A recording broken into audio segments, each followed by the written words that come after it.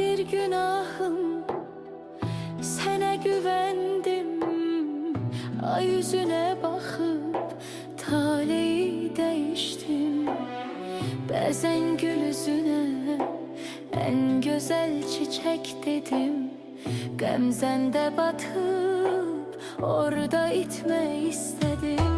Kıskandın beni her an, mənə toxunan güneşten.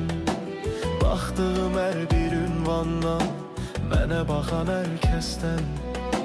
Gece gündüz yüzümde gülüşüm sen oldun. İçimde darıxmaq varsa yine senle doldum. Fəsil yay olsa belə, qəlbin soyuqdursa, Her yer kış olar. Seni yormayım diye seni anladım. Sustuğun yerde de seni dinledim. Merhametin saftı, ehdin temiz, gözlerin danışar yalnız. Mənə bax deyər sessiz. yuxularım sənsən, məni oyadan olmaz.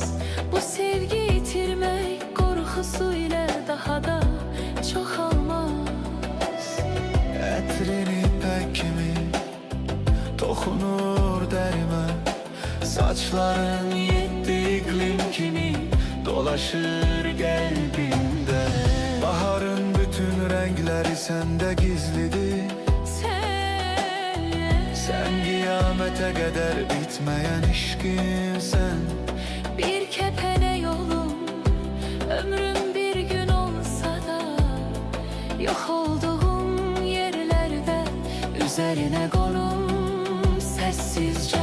İlk ve son etrim sen olarsan, seni hissettiğim için sevgi var inan. Hasretimsen, ruhumsan, bir kelime demesen de gözlerinle danışansan. Bilmirəm dünyada neçə seven var, neçə aşık. Benim sevgimde tek bir say var. O da sənsən.